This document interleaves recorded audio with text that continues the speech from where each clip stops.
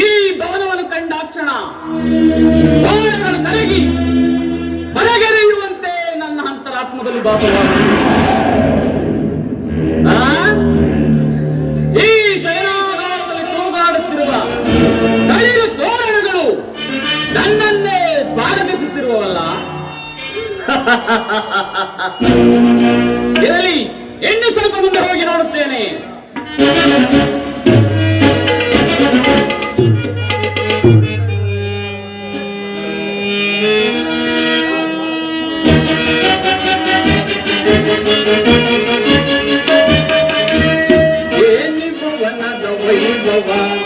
ನೋಡಲ ನಂದವಾಗಿದೆ ಏನಿ ಭವನದ ವೈಭವ, ನೋಡಲ ನಂದವಾಗಿದೆ,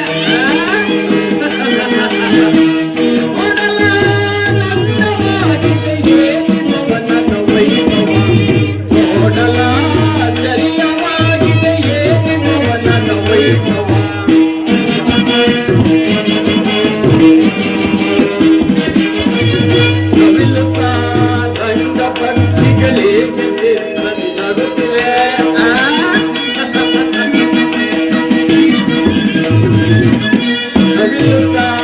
ರಂಗ ಪಕ್ಷಿಗಳಿಗೆ ಚಿತ್ರದಿ ನಗುತ್ತಿವೆ, ಒಂದು ಮಾಣಿಕ್ಯ ರತ್ನಗಳಿಗೆ ತಳಿಸುತ್ತಿವೆ,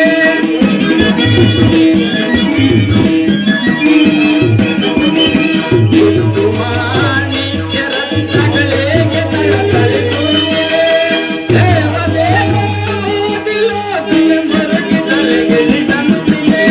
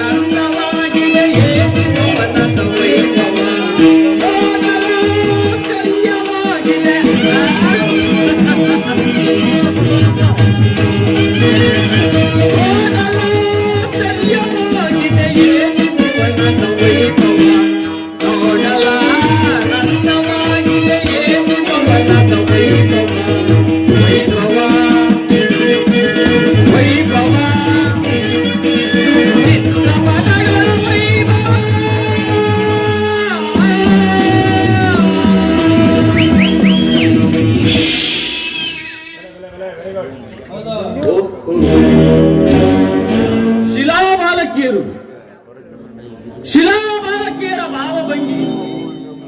ಭಾವಭಂಗಿಯ ಬೀರಿ ಓರನೋಟ ಬೀರುವ ವಾರಾಂಗನೆಯರ ಕರಗಣ್ಣಿನ ಕುಡಿ ನೋಟದ ವೈಖರಿ, ಹಬ್ಬಬ್ಬ ಮೃದು ಬಳ್ಳಿಯಂತೆ ಬಳಕುತ್ತಿರುವ ನಡುವು,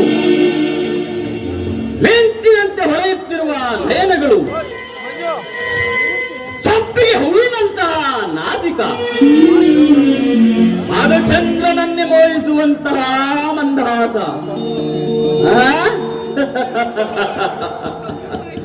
ಕೆಂದಾವರೆಯಂತಹ ಮುದ್ದಾದ ಕೆನ್ನೆಗಳು, ದಾಳಿಂಬೆ ಹಣ್ಣಿನಂತಹ ತುಡಿಗಳು, ಮಧುಚಂದ್ರನನ್ನೇ ಮೋಹಿಸುವಂತಹ ಮಂದಹಾಸ.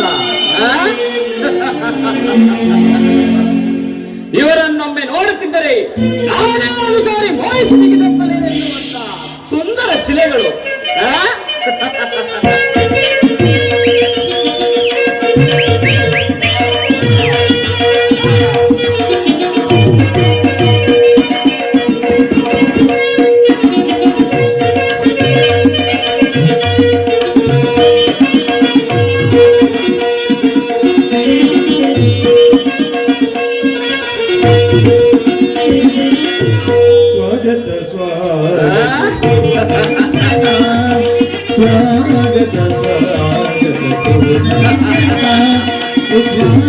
ಸ್ವಾಗತವಯ್ಯ ದುರ್ಯೋಧನ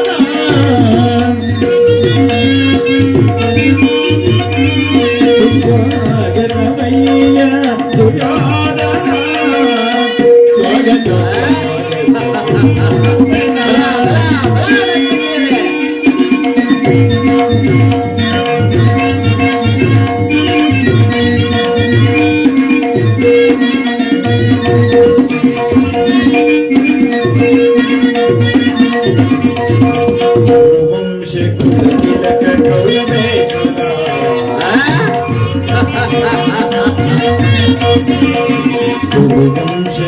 ತಿಲಕ ಕೌರವೇಶ್ವರ ನವರತ್ನಖಚಿತ ಸಿಂಹಾಸನಾಧೀಶ್ವರ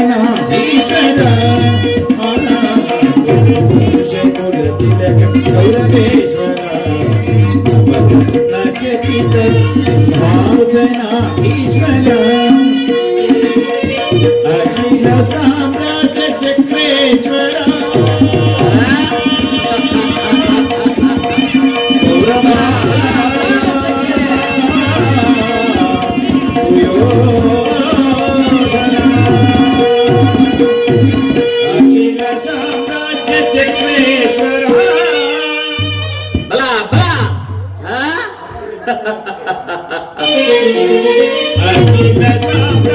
ಚಕ್ರೇಶ್ವರ ಬಲ ಬಲ ನರ್ತಕಿಯರೇ ಬಲ ಬಲ ಬಲ ಬಲ ಅಖಿಲ ಸಾಮ್ರಾಜ್ಯ ಚಕ್ರೇಶ್ವರ ರಣರಂಗಧಾಧೀನ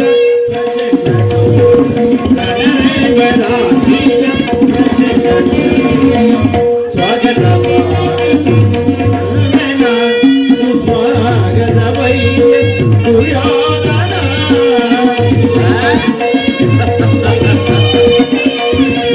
ಸ್ವಾಗತವಯ್ಯ ದುರ್ಯೋಧನ ಸ್ವಾಗತ ಸ್ವಾಗತ ಸ್ವಾಗತ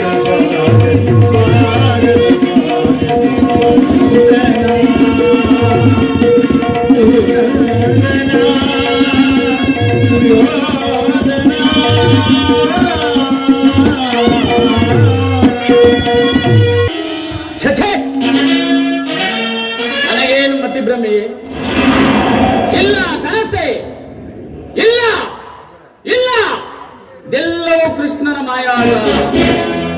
ಕೃಷ್ಣ, ಈ ನಿನ್ನ ಮಾಯಾಶಯನಗಾರವನ್ನು ಕಂಡು ಬೆರಗಾಗುವನಲ್ಲ ಈ ಚಂದ್ರಕುಲ ಚಕ್ರ.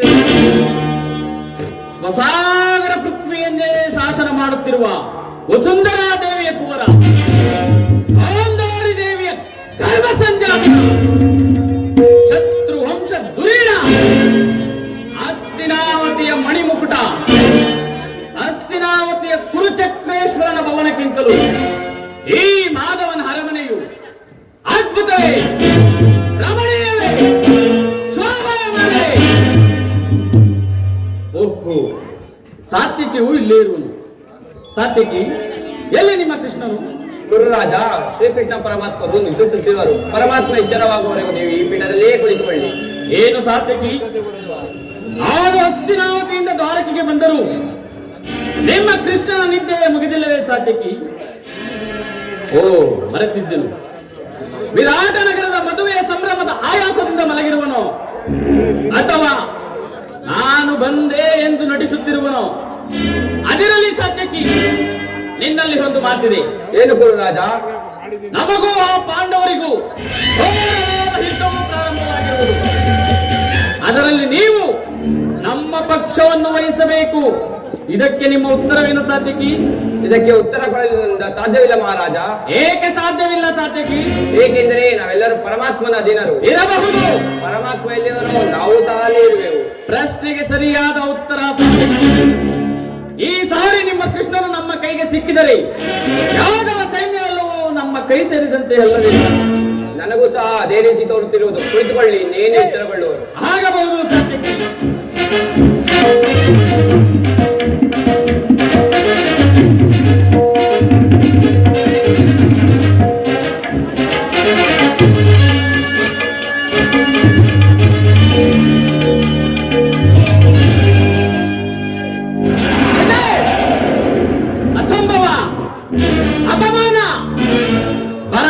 ಚಕ್ರೇಶ್ವರನಾದ ಈ ಭೂಪಾಲನು ಕೇವಲ ಗೋಪಾಲನ ಪದಬಳಿಯಲ್ಲಿ ಅಸಂಭವ. ನನಗೆ ಯೋಗ್ಯವಾದ ಪೀಠ.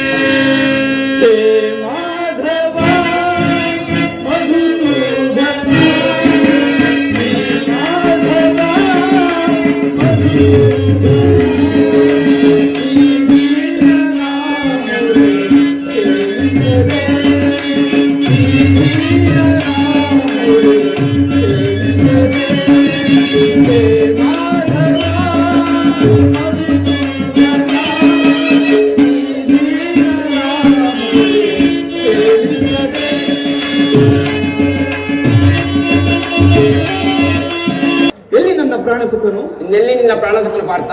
ನಿನ್ನ ವಿಳಂಬನೆಯಿಂದ ಎಲ್ಲವೂ ಹಾಳಾಯಿತು. ಏಕೆ, ಏನಾಯಿತು? ಅದನ್ನು ಹೇಳಲು ಸಾಧ್ಯವಿಲ್ಲ, ನೀನೇ ನೋಡು. ಓಹೋ, ಅಣ್ಣನಾದ ದುರ್ಯೋಧನನು ನನಗಿಂತ ಮೊದಲೇ ದ್ವಾರಕೆಯಲ್ಲಿ. ನಿನ್ನ ಆಲಸ್ಯ ಪ್ರವೃತ್ತಿಯಿಂದ ಇಂದು ದುರ್ಯೋಧನ ಶ್ರೀಕೃಷ್ಣ ಪರಮಾತ್ಮನ ಸಹಾಯವನ್ನು ಪಡೆಯುತ್ತಿರುವನು. ಎಂತಹ ವಿಳಂಬನೆ ಪಾರ್ಥ! ಇದು ವಿಡಂಬನೆಯಲ್ಲ ಸಾತ್ವಿಕಿ, ಪಾಂಡವರ ದುರ್ದೈವ. ಇದಕ್ಕೆ ನಾವು ಮರುಗುವುದಾದರೂ ಏಕೆ? ಕೌರವರು ನಮ್ಮ ಆತ್ಮೀಯರಲ್ಲವೇ? ಒಂದು ವೇಳೆ ವಾಸುದೇವನ ಕೃಪಾ ದೃಷ್ಟಿಯು ಮೊದಲು ಅವರ ಮೇಲೆ ಬಿದ್ದರೂ ಅದು ನಮಗೆ ಆನಂದವಾದ ವಿಷಯ. ಯುಧಿಷ್ಠಿರನು ತನ್ನ 4 ಸಹೋದರರನ್ನೊಡಗೂಡಿ ಪಾಂಚಾಲಿ ಸಂಗಡ ಮತ್ತೊಂದು ಸಾರಿ ವನವಾಸಕ್ಕೆ ಹೋಗುವನು. ಅರ್ಜುನ, ನನ್ನನ್ನು ನೋಡಿ ನಿನಗೆ ಎಷ್ಟೊಂದು ಅಸಮಾಧಾನವೇ? ನೀನು ದ್ವಾರಕೆಗೆ ಹೊರಟೆ ಎಂದು ತಿಳಿದ ಬಳಿಕ ನಾನು ಹೊರಟಿದ್ದು. ಆದರೆ ನನ್ನೀ ಸುದೈವ ಬಲದಿಂದ ನಿನಗಿಂತ ಮೊದಲೇ ದ್ವಾರಕೆಗೆ ಬಂದು ಸೇರಿದೆನೋ ಅರ್ಜುನ. ಸುಯೋಧನ, ಗುರು ಸನ್ನಿಧಿಗೂ ದೇವ ಮಂದಿರಕ್ಕೂ ಮೊದಲು ಹೋದರೇನು, ಕೊನೆಗೆ ಹೋದರೇನು, ಅವರವರ ಭಾವಾನುರೂಪದ ಫಲವು ಅವರಿಗೆ ದೊರಕುವುದಲ್ಲೇ ಸುಯೋಧನ. ಹಾಗೆಂದು ಕೈ ಕಟ್ಟಿ ಕುಳಿತರೆ ಕಾರ್ಯವಾಗುವುದೇ ಧನಂಜಯ. ಇಂತಹ ಸಮಯದಲ್ಲಿ ಹಲವಾರು ಕಡೆ ತಿರುಗಿದರೆ ತಾನೇ ಹಲವು ರಾಜರ ಸಹಾಯ ಸಹಕಾರ ದೊರಕುವುದು. ನನಗೆ ಯಾರ ಸಹಾಯವೂ ಬೇಡ. ನಾನು ದ್ವಾರಕೆಗೆ ಬಂದದ್ದು ಈ ಮಹಿಮಾಮೂರ್ತಿಯ ಪದಸ್ಥಳದಲ್ಲಿ ಕುಳಿತು 4-6 ಮಾತುಗಳನ್ನು ಕೇಳಿ ಹೋಗಬೇಕೆಂಬ ಇಚ್ಛೆಯಿಂದ ಬಂದಿರುವೆನು. ನೀನು ಯಾವ ಇಚ್ಛೆಯಿಂದಾದರೂ ಬಾ, ಆದರೆ ಈ ಸಾರಿ ನಿಮ್ಮ ಕೃಷ್ಣನು ನನ್ನ ಕೈಗೆ ಸಿಕ್ಕಿ ಬಿದ್ದಿರುವನು. ಒಂದು ವೇಳೆ ಸಿಕ್ಕಿ ಬಿದ್ದರೂ ಸಂತೋಷವೇ ಸರಿ. ಕುರು ಪಾಂಡವರ ಧಮನೀಯಗಳಲ್ಲಿ ಒಂದೇ ವಂಶದ ಪವಿತ್ರವಾದ ರಕ್ತವು ಹರಿಯುವುದೆಂಬುದನ್ನು ನಾನು ಮರೆಯುವುದಿಲ್ಲ, ನೀನು ಮರೆಯಬೇಡ. ನಾನು ಮರೆಯುವುದಿಲ್ಲ. ಹೇ ಜನಾರ್ದನ, ಜಾಗರಿತನಾಗು. ಜಗತ್ತಿನ ಜೀವಕೋಟೆಯನ್ನು ಅಸತ್ಯದಿಂದ ಸತ್ಯದ ಸೀಮೆಗೆ ಸೇರಿಸು. ಅಂಧಕಾರದಲ್ಲಿ ಬಳಲುತ್ತಿರುವ ನಮ್ಮನ್ನು ಬೆಳಕಿನೆಡೆಗೆ ಕರೆದುಕೊಂಡು ಹೋಗು. ಹೇಳು ಚಕ್ರಪಾಣಿ, 3 ಲೋಕದ ಮಂಗಳವು ನಿನ್ನನ್ನೇ ಸೇರಿದೆ.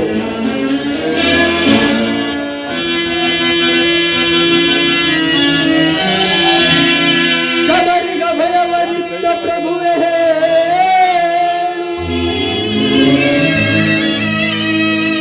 ಭಕ್ತ ವಿಭೀಷಣನ ಕಾಯ್ದ ಸ್ವಭಾವವತ ಏನು ನಿನ್ನ ದಯಾ. ಶೀಘ್ರದಿಂದ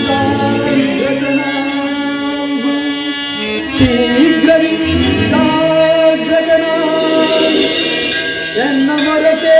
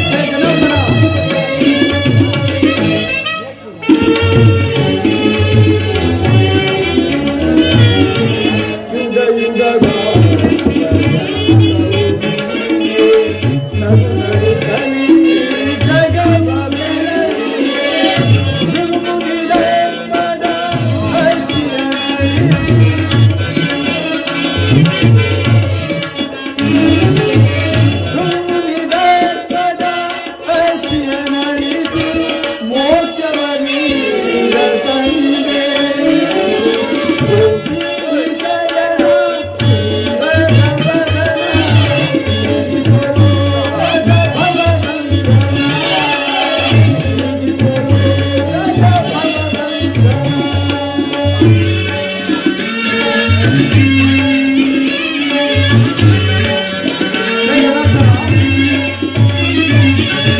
ಪಾಂಡವರ ಆರಾಧ್ಯವರೇ ಬ್ರಹ್ಮಾಂಡಗಳು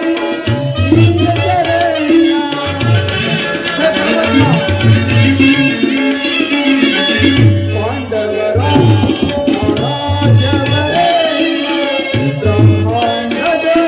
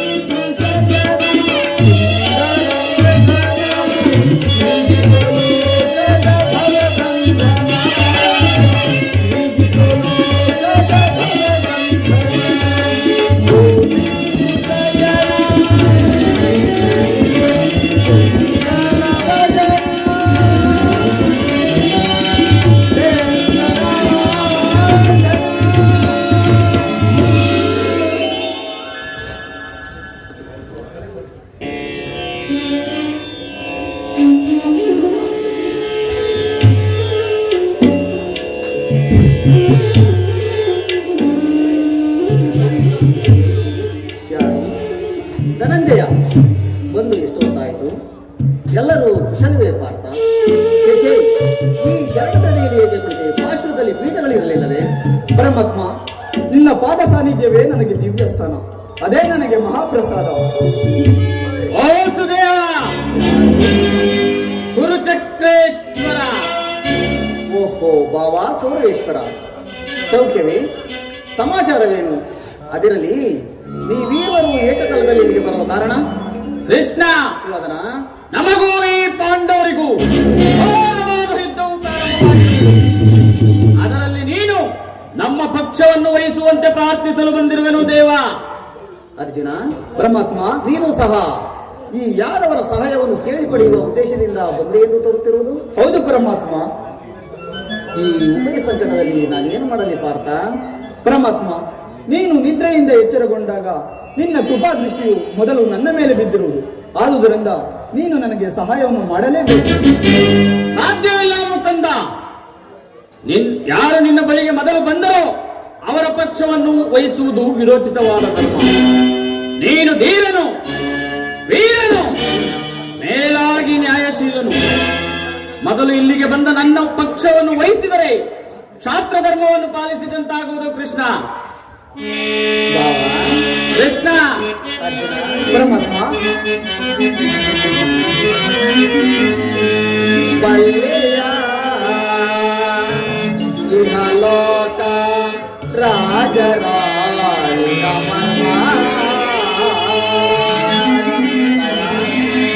ಕೃಷ್ಣ, ಅರ್ಜುನ, ಪರಮಾತ್ಮ, ಬಲ್ಲೆಯ ಇಹಲೋಕ ರಾಜರಾಳಿದ ಮರ್ಮ. ಗತಿಸಿ ಮರಳಿ ಭೂಮಿಗೆ ಬಂದರೆ ಸ್ಥಿರವಿಲ್ಲದ ಮಾನವ ಆಸೆಯೋ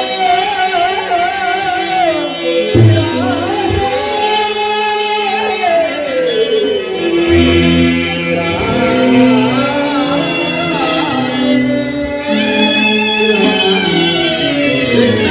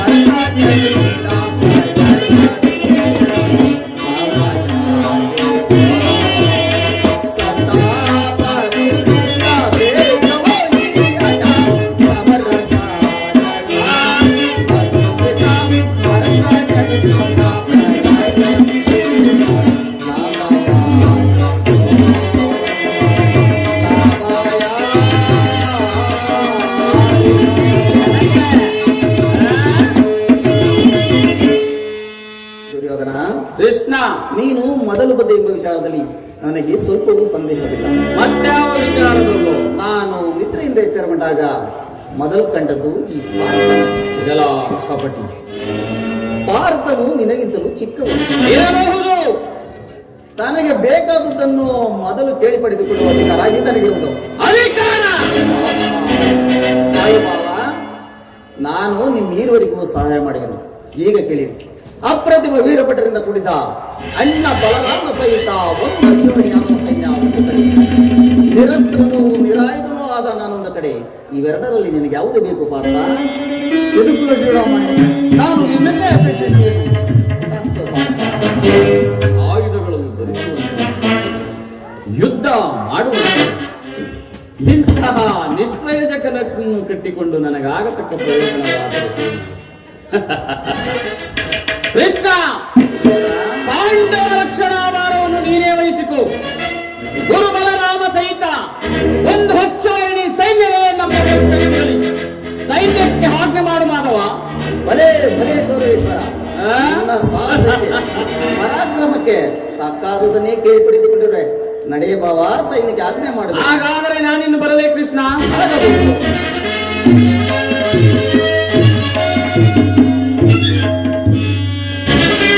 ಭಲೆ ಭಲೆ ಕಮಲ ನಾಟಕ ಸೂತ್ರಧಾರಿ ಭಲೆ.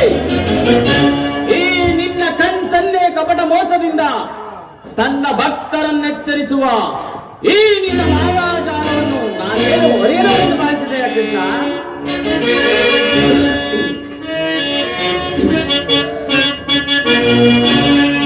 ಕೃಷ್ಣ, ಬಲಿರೆ ಏನಿದು ಕಣ್ಸನ್ನೆಯ ಕಪಟ ಮೋಸ. ಕೃಷ್ಣ, ಬಲಿರೆ ಏನಿದು ಕಣ್ಸನ್ನೆಯ ಕಪಟ ಮೋಸ. ಭರತ ಕಂಡ ಸ್ವತಂತ್ರ ಸಮರ, ಶತ್ರುನಾಮ ಪ್ರತ್ಯಂತ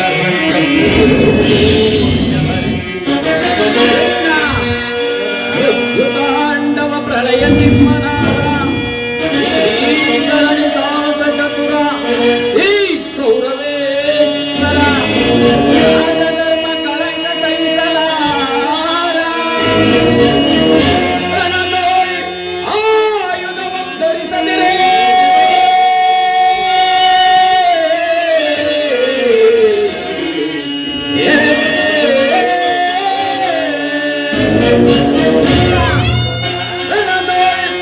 ಆಯುಧವನ್ನು ಧರಿಸದಿರೇ ಪಾಂಡವರ ಮಾಲಿಕೆಯೋ ನೋಡುವೆನು ನಿನ್ನ ಪಂಥ ತಂತ್ರ ನಿಪುಣ ಅವತಾರ ಪುರುಷ ಮುಕುಂದ.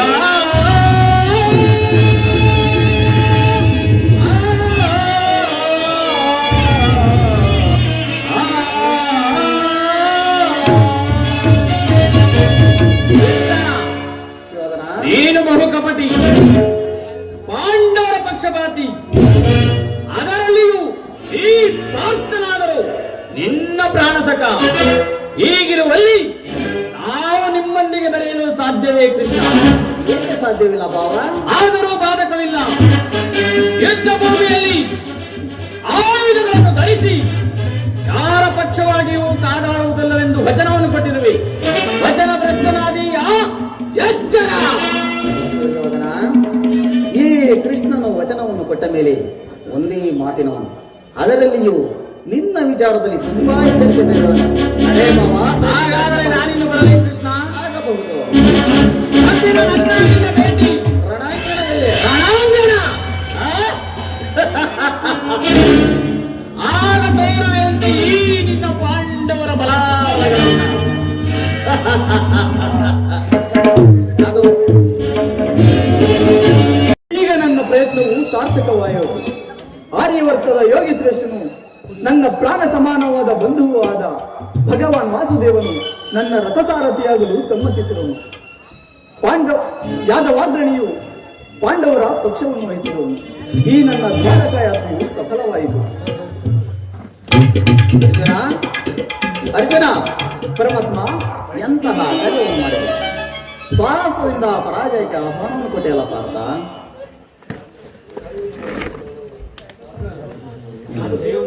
ಪರಮಾತ್ಮ, ನಾನು ಜಯವನ್ನು ಬಯಸಿ ಇಲ್ಲಿಗೆ ಬಂದವನಲ್ಲ. ನನಗೆ ಬೇಕಾದದ್ದು ನೀನು. ನಿನ್ನನ್ನು ಹೊಂದಿದೇನು ದೇವ. ಈ ಯುದ್ಧದಲ್ಲಿ ನೀನು ನನ್ನ ರಥಸಾರಥಿಗಳಿಗೂ ನಿರ್ಗತಿಗರಿಗೂ ಪಥಭ್ರಷ್ಟರಿಗೂ ಮಾರ್ಗದರ್ಶಕನಾದ ನೀನು ನನ್ನ ರಥದ ಮಾರ್ಗವನ್ನು ನೇಮಿಸು. ನನಗೊಂದು ಗತಿಯನ್ನು ತೋರು ದೇವ. ಈ ನಿನ್ನ ವರದ ಹಸ್ತವು ನನ್ನ ರಥಾಶ್ವಗಳ ರಜ್ಜುಗಳನ್ನು ಹಿಡಿಯಲಿ. ಆಗ ನಾನು ನೋಡುವೆನು, ಶತ್ರುಗಳು ನೋಡುವರು. ಅಷ್ಟೇ ಏಕೆ, ಈ ಜಗತ್ತೇ ನೋಡುವುದು. ಸೃಷ್ಟಿಕರ್ತನ ಕೈಯಲ್ಲಿ ಶಾಸನ ದಂಡವು ನಲಿಯುವುದನ್ನು, ನಿಯತಿಯ ವಕ್ಷದಲ್ಲಿ ಮಾನವ ಜೀವನದ ವಿಶ್ರಾಂತಿಯನ್ನು, ಧರ್ಮದ ಚಿರಪಟದಲ್ಲಿ ಪುಣ್ಯವು ಪ್ರತಿಷ್ಠಿತವನ್ನು. ಈಗ ನನಗೆ ಅನುಮತಿಯನ್ನು ಕೊಡುವುದು ದೇವ. ಪುನಃ ಬಂದು ನೋಡುವೆನು. ಅರ್ಜುನ, ಪರಮಾತ್ಮ, ದೈವನೆಂದು ನನ್ನನ್ನು ಇಷ್ಟೊಂದು ಕೊಂಡಾಡುತ್ತಿರುವೆಯಲ್ಲ, ಅಂತಹ ದೈವತ್ವವು ನನ್ನಲ್ಲೇನಿದೆ ಪಾರ್ಥ? ನನ್ನ ನಿನ್ನಲ್ಲಿ ಈ ಇಂದ್ರಜಾಲವೇಕೆ ಪ್ರಭು? ಮಾಧವನೇ